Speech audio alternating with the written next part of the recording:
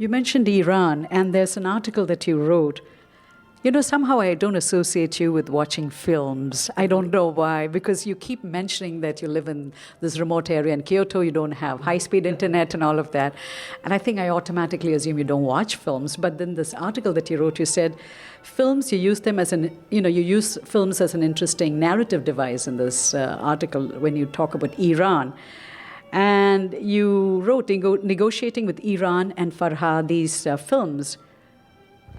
How did you come up with the idea of connecting films in Iran and coming up with a lens to look at American policy towards Iran? Thank you for discovering. That was a really obscure article. You're the first person who's mentioned it, probably the only person who's seen it. And I'm really glad and honored that you found that, because it was just for a little on-site magazine. But I had been to Iran 2 years ago, and I've written 6 articles on Iran, but none of them has been published yet.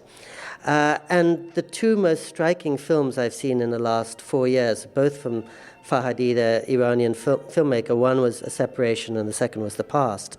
And what I loved about them was that they're so sinuous, and at every second, whatever assumptions you took were overturned. And you never know where you stand with anybody, and you can't talk about right or wrong because the camera is always moving, the perspective's always moving. And I thought that's exactly the sensibility that I ascribe or associate with Iran. So as we're dealing with these the nuclear negotiations, the recurrent sentence we keep hearing is we don't know where the Iranians stand. And I think if you want a clue to where the Iranians stand, given that it's not always so easy to travel there, just go to your local Cineplex or use Netflix and see these films from Iran. And they give you an entryway into this incredibly intricate, delicate, and unreadable sensibility.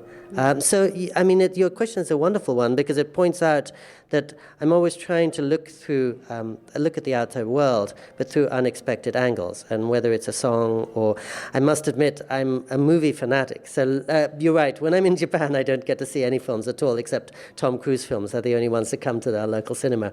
But I make up for lost time when I'm not in Japan, and left to my own devices, I might see 6 films in a week. So it's probably film and sports are 2 of my great passions, I suppose, enduringly.